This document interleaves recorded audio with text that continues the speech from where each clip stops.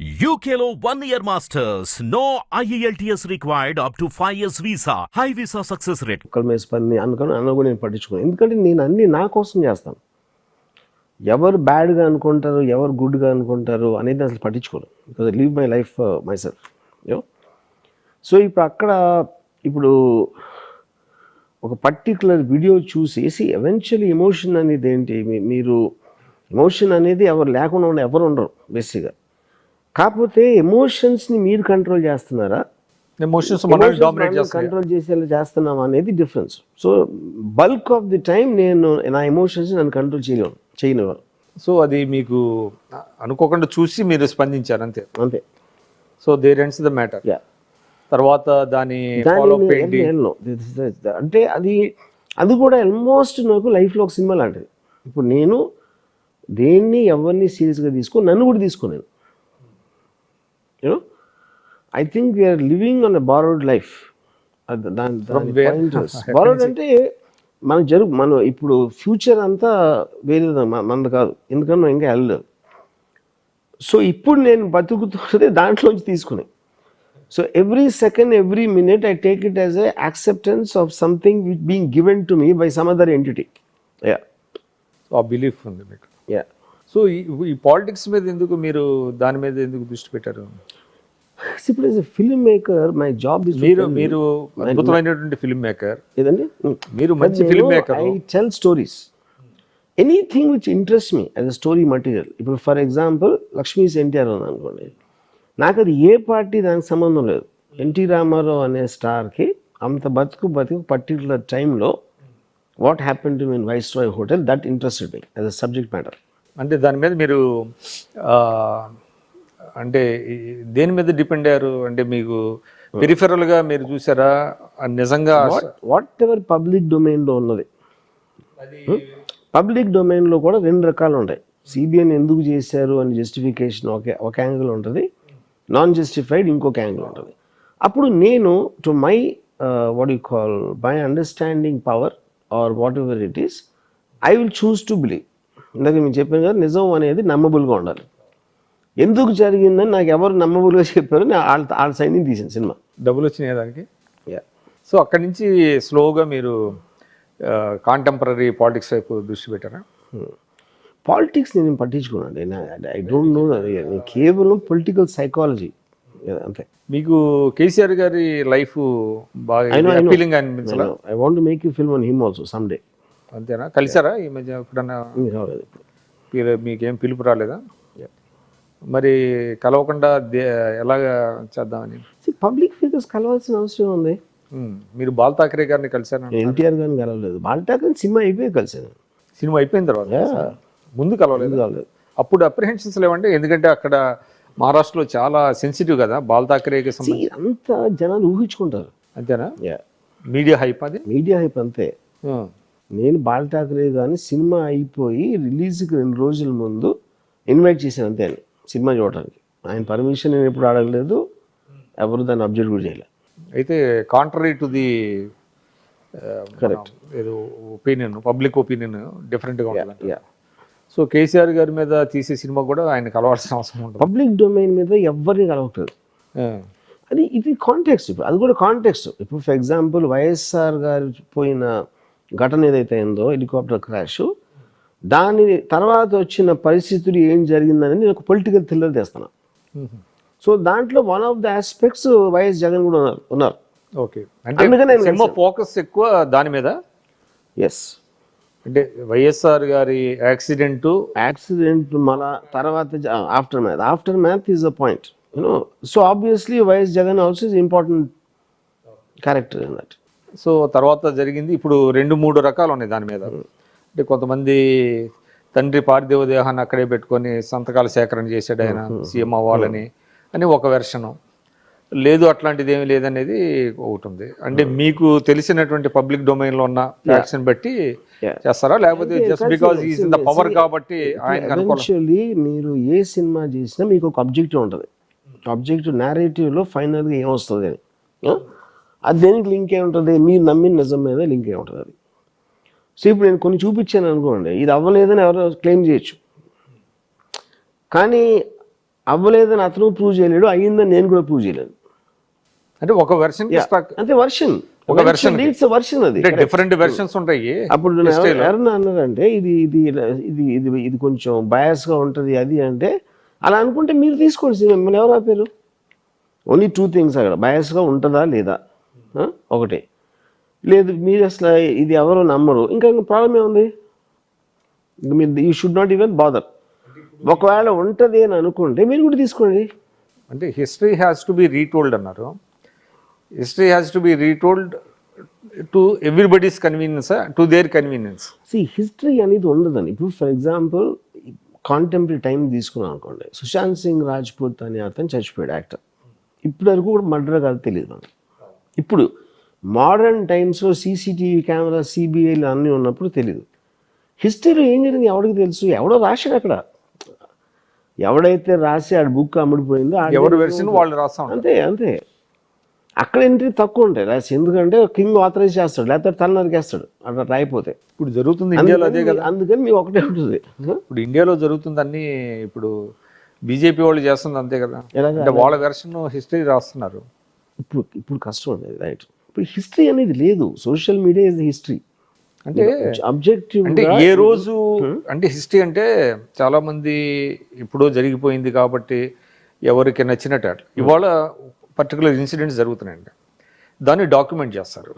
అంటే basing upon those news అదే history అవుతుంది తర్వాత రేపటికి. నిన్నటి వార్త కాదు, ఇంకా అక్కడ పాయింట్ ఏంటంటే ఆల్రెడీ ఇప్పుడు మీకు తెలిసిపోయి నాకు తెలిసిపోయి అందరికీ తెలిసిపోతే హిస్టరీని ఎవరు కేర్ చేస్తారు?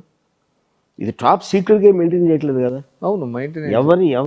ఎవరు పవర్లో ఉంటే వాడు ఇష్టం వచ్చి నేరేటివ్ వాడు ఇస్తున్నాడు, వాడు ఆ నేరేటివ్ ఇచ్చేది అది పవర్లో ఉన్నాడు కాదు కాబట్టి వాడి క్రెడిబిలిటీ అనేది ఉండదు.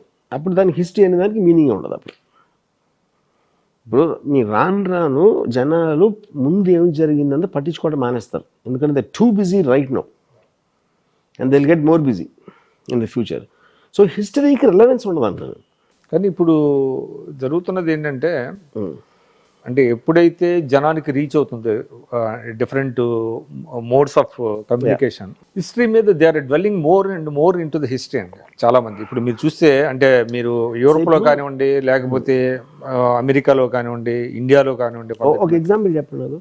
ఏమండి ఒక ఎగ్జాంపుల్ హిస్టరీ మీద మోర్ డ్వెల్ అవుతున్నారు అన్న దానికి. ఇటీవల కాలంలో మీకు నేతాజీ ఎలా చనిపోయాడు అనే దాని మీద ఎక్కువ పుస్తకాలు వస్తున్నాయి. అదేవిధంగా వీర సావర్కర్ చాలా దేశభక్తుడు అనే దాని మీద. వచ్చినాయి కానీ ఎవరు చదువుతున్నారు నాకు తెలియదు. నేను ఎప్పుడు ఎవరో డిస్కస్ చేయడం నేను అంతవరకు ఏం లేదు. ఓకే, నేతాజీ సుభాష్ చంద్రబోస్ టాపిక్ లేపారు కాబట్టి, నేను ఇంజనీరింగ్ కాలేజ్లో ఉన్నప్పుడు 40 years బ్యాక్ నేను సుభాష్ చంద్రబోస్ న్యూస్ రీల్స్ వచ్చి ఆ టైంలో నా పక్కన కూర్చున్న క్లాస్మేట్ ఆయన టప్పట్లు కొట్టేసి జై సుభాష్ చంద్రబోస్ అరిచాడు. నేను సుభాష్ చంద్రబోస్ అసలు నీకు ఏం చేశారో తెలుసా అన్న, తెలియదు. ఓకే, ఫ్రీడమ్ ఫైటర్, ఎవరిని ఫైట్ చేసారో తెలుసా అన్న, తెలియదు. హిట్లర్ మీద ఒపీనియన్ అన్న, హిట్లర్ కర్కోటకుడు బాస్ అన్నాడు. సుభాష్ చంద్రబోస్ గారు మ్యాక్సిమం ఆయన లైఫ్లో ట్రై చేసిన హిట్లర్ని కలవడానికి, ఎందుకంటే బ్రిటిష్తో మనం దెబ్బలాడుతున్నాం, బ్రిటిష్ అక్కడ వాళ్ళ హెల్ప్ అడిగారు. సో బేసిక్గా ఎమోషనల్ అవుట్ బర్స్ట్ చేసేవాడు ఎవ్వడో కూడా ఫ్యాక్ట్స్ కానీ సమాచారం డిఫరెన్స్ చేస్తే అసలు ఏం ఫరక్ పడదు అంటున్నారు ఫైనల్గా ఎవరికైనా మాట్లాడుకోవటానికి. ఓకే, వీర్ సావర్కర్ ఏంటి, సుభాష్ చంద్రబోస్ ఏంటి ఎవరో చెప్తారు, కానీ దాని ఎలిమెంట్ వాళ్ళు మాట్లాడతారు. కానీ ఇప్పుడు ఈవెన్ మీరు మావో కానీ లెనిన్ కానీ they never red call marks. Last డేస్లో ఇద్దరు చెప్పారు మేము చదవలేదని. మ్యాక్సిమం 1-2 కోట్స్ తీసుకుంటాడు, ఎందుకంటే మనుషులకి ఏంటంటే నేను చెప్తున్నాను అంటాను కానీ ఫలానా వాడు అన్నాడు, ఫలానా మహానుభావుడు చేశాడని కోట్ చేయటం అనేది ఇష్టం. ఆ కోట్కి మీనింగ్ కూడా తెలియదు అసలు ఫస్ట్ అది, you know. So I feel 99.9999% of the people, maybe more, దాంట్లో వాళ్ళు ఇవాళ లైఫ్లో వాళ్ళకి ఇవాళ ఏం జరుగుతుంది, రేపు ఏం జరగబోతుంది, రెండు తప్పిస్తే వాళ్ళ ఫ్యూచర్ ఆలోచించడు, పాస్ట్ ఆలోచించడు. సో ఇంకోటండి, ఇటీవల అంటే మీరు పొలిటికల్గా ఇప్పుడు సినిమాల మీద కానివ్వండి, మీ ఒపీనియన్స్ కానీ చెప్తున్నారు. ఎందుకు యూఆర్ లీనింగ్ టువర్డ్స్ వైఎస్ఆర్సీపీ అన్న ఫీలింగ్ ఎందుకు వస్తుంది మీ ఇంటర్వ్యూస్లో? YSRCP is not, I'm leading towards Jagan, definitely. Jagan as a person, I'm really fond of. అంటే ఏం నచ్చింది మీకు? నాకు జస్ట్ డిమీనర్. నేను ఒక మనిషి ఏం చేస్తున్నాడో అతని డ్యూటీ రెస్పాన్సిబిలిటీస్ అని నేను చూడండి ఎప్పుడు. అందులో నేను బాల్ ఠాకరే మీద సర్కార్ తీసినా లేకపోతే ఇంకో ఏదో సినిమా తీసినా ఏం చేసినా సరే, వెదర్ ఫిక్షన్ అవ్వచ్చు నాన్ ఫిక్షన్ అవ్వచ్చు, something about those characters interest me as a film maker. ఏం నచ్చింది జగన్ గారిలో మీకు? నాకు I think is far more dignified and demeanour కానీ, లేకపోతే తను మాట్లాడే విధానం, తను kind of the way he conducted himself YSR garu పోయిన తర్వాత, ఆ డిటర్మినేషన్ కానీ, ఇలాంటి కొన్ని క్వాలిటీస్. సో అది నచ్చింది. వైఎస్ఆర్సీపీ నాకు తెలియదు, నాకు నేను పార్టీగా వాళ్ళ పాలన ఏం చేస్తున్నారు, నేను పాలన పట్టించుకున్నాను. I don't no. నేను అడ్మినిస్ట్రేటర్ని కాదు, ఎమ్మెల్యేని కాదు, లేకపోతే బడుగు వర్గాలకి ఏం చేస్తున్నారు నాకు తెలియదు, అసలు వాళ్ళు ఎవరో కూడా తెలియదు నాకు. సో ఆయన క్యారెక్టర్ కానివ్వండి, ఆయన క్యారెక్టరిస్టిక్స్ కానివ్వండి, కరెక్ట్, అవన్నీ మీకు బాగా నచ్చింది.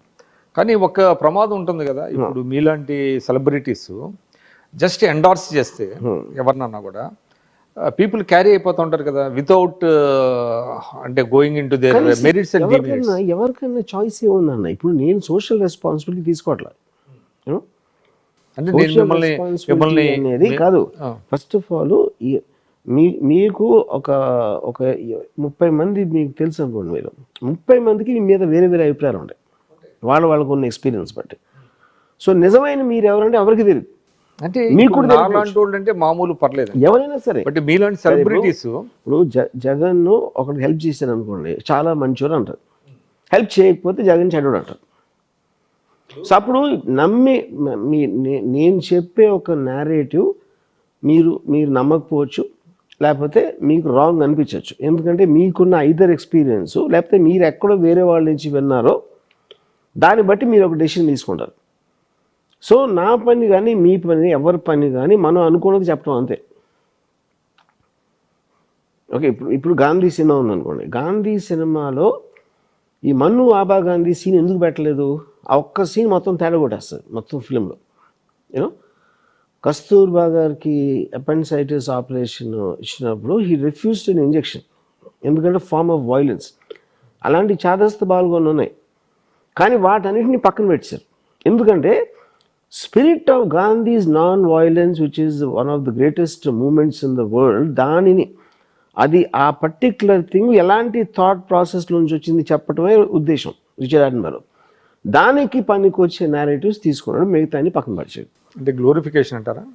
No, glorification not necessary. Same thing, మీరు ఒక మనిషిని చెడ్డడుగా చూపించినప్పుడు అతను మంచి అని తీసేయచ్చు. సో అంటే ఇప్పుడు కాంటెంపరరీ ఆబ్జెక్టివ్ ఉండాలి. హిట్లర్ మీరు తీసారు అనుకోండి, హిట్లర్ కూడా మంచి చేసి ఉంటాడు 100%. ఎందుకు చేసి ఉంటాడు? లేకపోతే అసలు పొజిషన్ కాదు కదా. ఫస్ట్ ఆఫ్ ఆల్ అసలు అతన్ని వాళ్ళంతగా ఆరాధించారని అంటే జర్మన్స్ ఏదో చూస్తుంటారు కదా, అంతవరకు వచ్చాడు, అదే ప్రూవ్ చేస్తుంది కదా.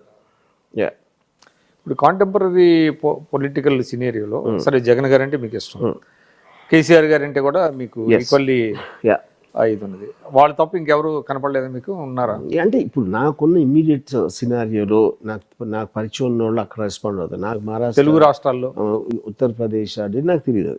అంటే తెలుగు రాష్ట్రాలకు సంబంధించి ఈ ఇద్దరైనా ఇంకెవరన్నా ఉన్నారా? అంటే మీరు పవన్ కళ్యాణ్ గారిని చాలామంది, ఆయనకి హ్యూజ్ ఫ్యాన్ ఫాలోయింగ్ ఉంది కదా, ఆయన మీద మీరు కొంచెం Pawan Kalyan is a film star అండి. ఫిల్మ్ స్టార్గా is an extraordinary popular person. Pawan Kalyan ఇంకా పాలిటీషియన్ అయ్యాడని నేను ఇంకా రీసెర్చ్ అవ్వాలి. So I think that will only come once he gets elected. Just ఒక రిబెల్ లీడర్ లాగా వస్తున్నాడు ఇప్పుడు actually if you look at it, you. So rebel leader is a completely different chapter. For example తను మాట్లాడితే Che Guevara అంటాడు. So Che Gaura is a communist rebel. Cuban రెవల్యూషన్లో he worked and he was killing Americans. ఆ particular టైంలో Russia, China అన్ని చాలా ఫామ్లో ఉన్నాయి. So the whole world was leaning towards communism in a certain sense of the word, you. అప్పుడు టీషర్ట్ల మీద వచ్చాడు, అక్కడ ఫిక్స్ అయిపోయాడు పవన్ కళ్యాణ్ తను చిన్నప్పుడు స్కూల్లో, యూనో. ఇప్పుడు రియలిస్టిక్ అప్రోచ్ చూస్తే మన PWG leader Ganapathi is exactly చేయగలరా, ఏమి డిఫరెన్స్ లేదు తన ఆబ్జెక్టివ్కి తన దీనికి. గణపతి పేరు తీసుకోడు because is branded and terrorist against the establishment. అంటే అంత సో అప్పుడు ఏమవుతుందంటే అందుకని నేను రెబెల్ లీడర్ అన్నా. Wanna be rebel leader, it is actual rebel leader కాదు. రెబెల్ అంటే యాక్చువల్ వైలెన్స్ తీసుకోవాలి. ఊరికనే మాటలతో నరికేస్తా, గొంతు పిసికి చంపేస్తా అంటే అది కాదు కదా basic point, you know. So in other words, simplest answer, I don't consider himself a politician right no till what he does in some election or the other. Yeah. So అంటే పవన్ కళ్యాణ్ గారు బేసిక్గా ఫిల్మ్ స్టార్ అంటే elect అయితేనే political leader అనే మీ opinion? And ఎందుకంటే మీకు అప్పుడే say what is a politician doing at the end of the day, the policies what he implements, what he changes, how it changes the way the people live. ఈ కొలబద్ద అనేది లేనప్పుడు మీకు politician ముందే ఎలా ఇచ్చేస్తారు? అంటే మీరు తన సినిమా రిలీజ్ కాదు, తన సినిమా రిలీజ్ అవ్వకుండా సూపర్ స్టార్ అవడు కదా ఎవరు. సినిమా రిలీజ్ కలెక్షన్స్ బట్టి కదా ఫైనల్ గా సూపర్ స్టార్ అయ్యేది. అంటే మీరు ఇప్పుడు ఏదైతే ఒక ప్రతిపాదించారో అది ఒక నూతన సిద్ధాంతంగా చెప్పాలి పాలిటిక్స్ లో. అన్లెస్ ఈ గెట్స్ ఎలక్టెడ్, యా కరెక్ట్, ఈ కెనాట్ బికమ్ ఏ పొలిటీషియన్ అనేది. యా, ఆ పొలిటీషియన్ అనే బిరుదు ఇవ్వటానికి మీకు ఏదో ఒక కొలబద్ద ఎలా ఉంటుంది? లేకపోతే అంటే పొలిటీషియన్ ఇప్పుడు నేను అంటాను సడన్ గా నేను ఎలక్షన్ లో లేదా అప్పుడు నేను పాలిటీషియన్ అయిపోతానా? Yes, he's got a following. అంటే మీకు ఇప్పుడు ఆయన చేసేది సీరియస్ గా ఉందంటారా, అమ్యూజింగ్ గా ఉందా? See, I don't think it is amusing, is not, it is entertaining for sure, because he is an actor. తన డైలాగ్ చెప్తే బాగుంటుంది, చూడటానికి బాగుంటాడు. సో హీస్ ఐ మీన్ కెమెరాలో రాజకీయాల్లోకి వచ్చి ఇప్పుడు ఏదైతే ఆయన సొంత పార్టీ పెట్టి మీటింగ్లు పెడుతున్నాడు, ప్రజల దగ్గరికి వెళ్తున్నారు, తర్వాత నేను అదే చెప్తున్నాను, వాళ్ళందరూ ఫ్యాన్స్ థియేటర్స్ లోంచి మీటింగ్స్ వస్తున్నారు. థియేటర్స్ లో పవన్ నచ్చినోడే వస్తాడు మీటింగ్కి, యూనో, నాట్ అదర్వైజ్. ఎందుకంటే మిగతా వాళ్ళందరూ they will watch and wait what he sees, what he does in the context.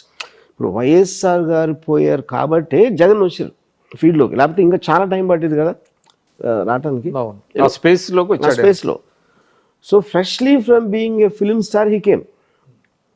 Film star కాకుండా జస్ట్ తనకి ఇదే భావాలు ఇదే ఉండి ఎక్కడ నోబడీ విల్ నో ఆల్సో ఎవరు దాన్ని.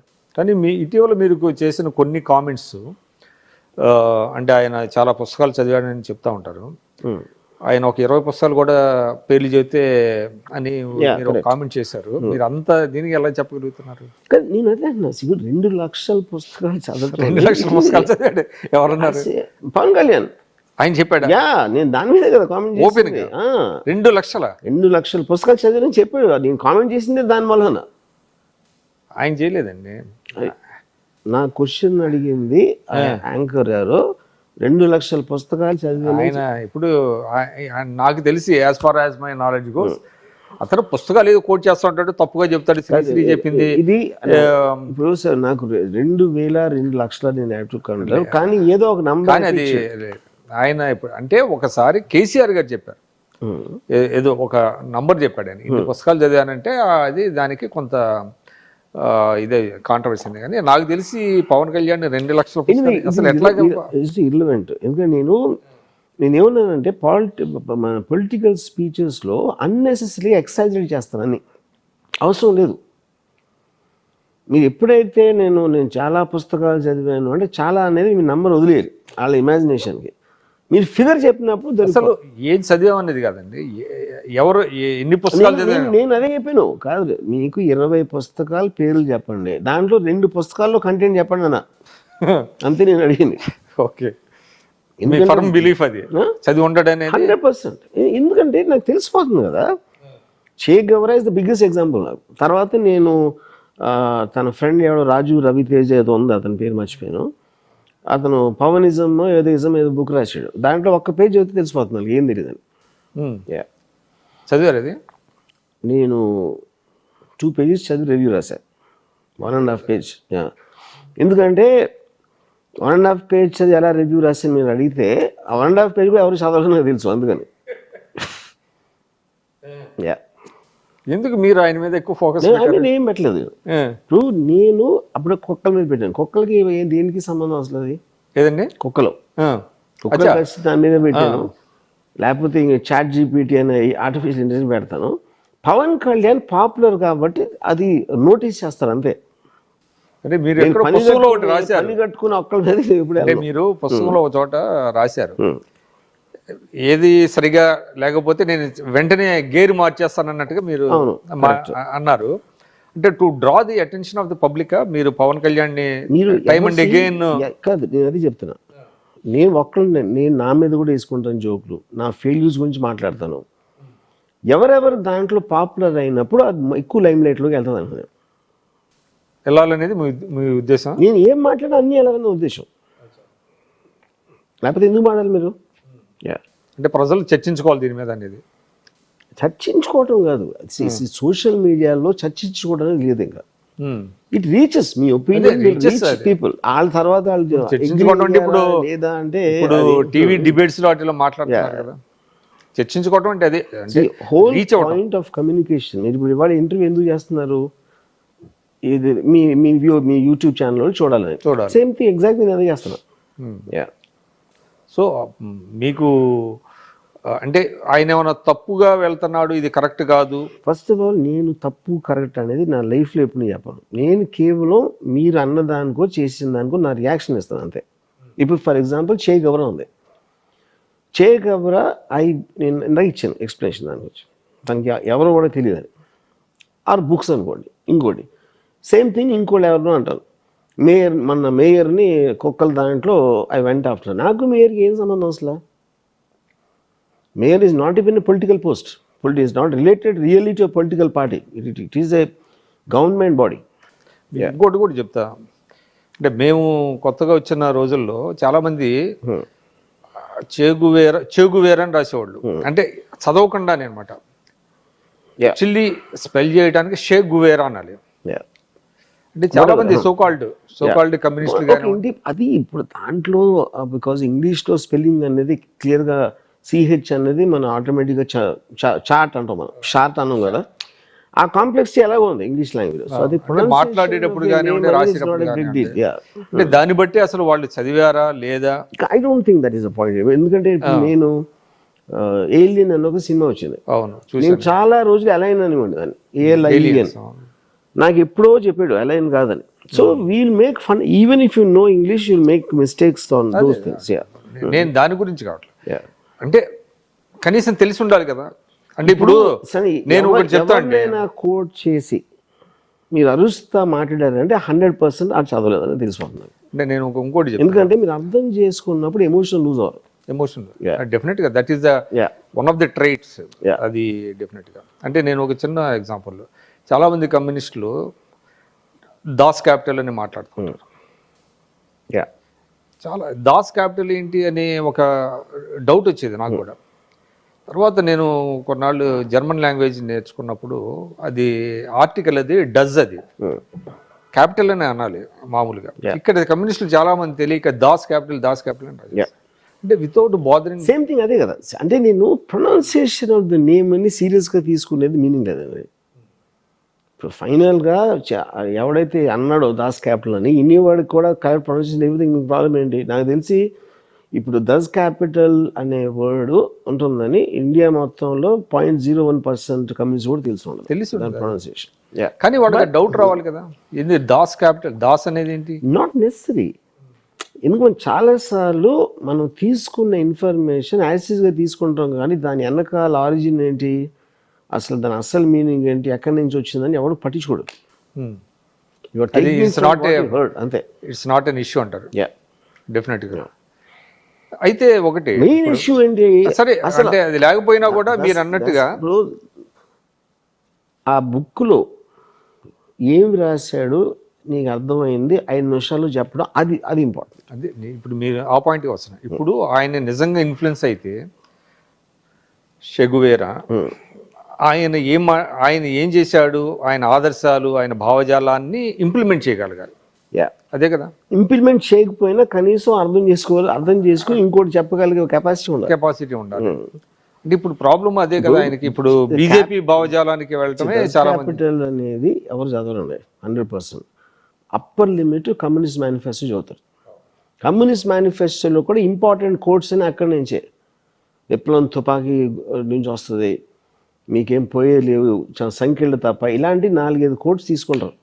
దానికి తప్పిస్తే ఇంకా పెద్ద చదవాల్సిన అవసరం ఏమి ఉండదు. చదవటం అసలు తెలుగులో చదివితే మీకేం అర్థం అవుతుంది మామూలుగా కమ్యూనిజం అది ఇనుప గుగ్గిళ్ళలాగా ఉంటుంది అది.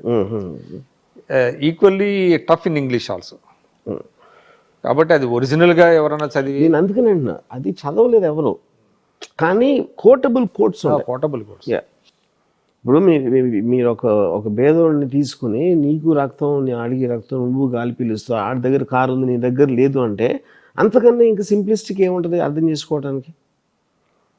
దానికి థియరిటికల్గా మీరు 30 ఇవ్వచ్చు, అది అవసరం లేదన్న చేయటానికి. అందుకనే అర్థం అవ్వకుండా ఫాస్టెస్ట్ వేలో అప్లై చేయడానికి ట్రై చేసింది కమ్యూనిజం ఒకటే. కమింగ్ టు అనదర్ పాయింట్ అండి, అంటే మీరు ఈ మధ్య తెలుగుదేశం నేతల్ని కొంచెం బిచ్చోనాయుడు అని రసగుల్లా అని ఎందుకు వాడుతున్నారు అట్లాగా జనరల్గా? Because that's what I felt. కానీ ఎవరు ఎందుకు మాట్లాడినా కూడా అది ఎంటర్టైన్మెంటా, ఇరిటేషనా, లేకపోతే ఆ బీలిటిలింగ్ కదా, వాళ్ళని బీలిటిల్ చేసినట్టు అవుదా? వీళ్ళు చేయటమే ఉద్దేశం, ఇంకేముంటుంది ఉద్దేశం? బికాజ్ హీ సెడ్ సంథింగ్, దానికి నేను రెస్పాండ్ అయిన అంతే. సో దే డిజర్వ్ అనే మీ ఫీలింగ్? డిజర్వ్ అని నోబడీ డిజర్వ్స్ ఎనీథింగ్. మీరు పొద్దున్న లేచిన తర్వాత పళ్ళు దొంగని బ్రేక్ఫాస్ట్ తిని లంచ్ తిని ఈ మధ్యలో ఏదో ఒకటి చేయాలి కదా. ఆ ఏదో ఒకటి చేసే దాంట్లో మీ దగ్గర టైం ఉన్నప్పుడు మీకున్న ఇంపార్టెన్స్ ఉన్నప్పుడు మీకు ఏమనిపించిందో దాన్ని బట్టి అదే మనం చేసేది అది కదా లైఫ్లో. అందరే కొంతమందికి కొంచెం ఎక్కువ పాపులర్ వచ్చు, కొంతమంది తక్కువ పాపులర్ వచ్చు, కానీ మనుషులు అందరూ చేసేది అదే.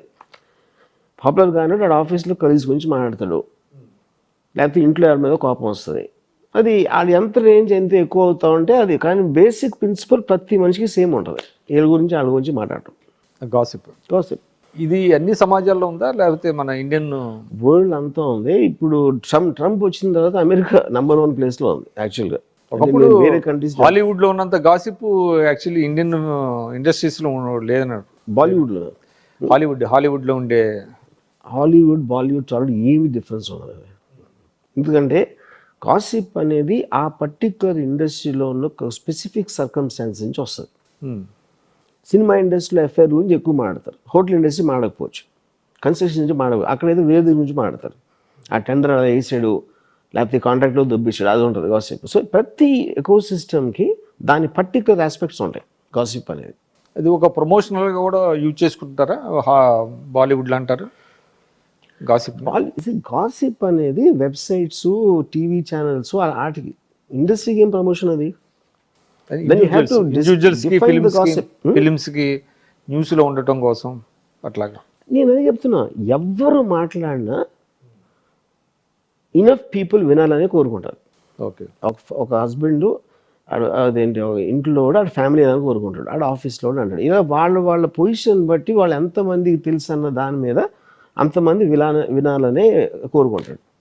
That's a part of how the society is proceeding now.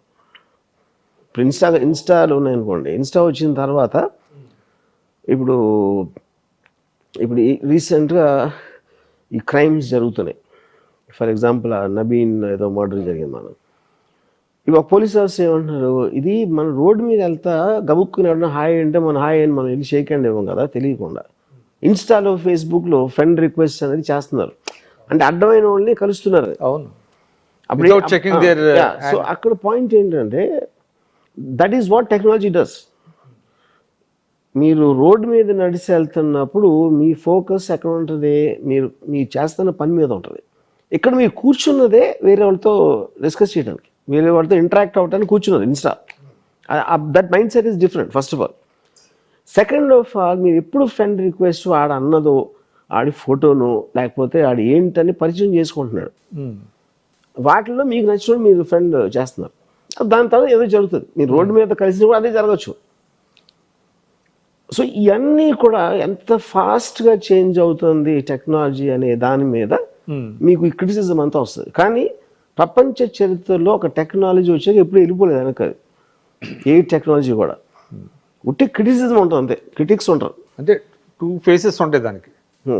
అంటే టెక్నాలజీకి మంచి చెడు రెండు ఉంటాయి. ప్రతి దానికి మీరు ఏ డెసిషన్ తీసుకున్నా లైఫ్లో దానికి మంచి చెడు ఉంటుంది, అలాగే టెక్నాలజీకి ఉంటుంది. సార్ ఇంకోటి అండి, మీరు ఇప్పుడు సినిమా ఇండస్ట్రీకి వచ్చి 40 years అయిందా? 34. 34 years. 34 yearsగా మీరు స్టిల్ రెలవెంట్గా ఉన్నారు. దానికి ఏంటి రీజన్ ఏంటి? ఫస్ట్ ఆఫ్ ఆల్ అండి, సినిమా అనేది ఏంటి, మీడియం అది. మీరు ఏం చేస్తున్నారు, ఎక్స్ప్రెస్ చేస్తారు. నేను ఇప్పుడు మీతో మాట్లాడుతున్నా, లేకపోతే నేను ఒక ట్వీట్ పెట్టచ్చు, లేకపోతే నేను ఒక బుక్ ఏదైనా రాయొచ్చు, లేకపోతే సినిమా తీయచ్చు. All of them are mediums. So as long as you're in touch with what's happening around you will always be relevant. మీకు నంబర్ ఆఫ్ పీపుల్ మారచ్చు, తక్కువ వచ్చు, ఎక్కువ వచ్చు, అలాంటిది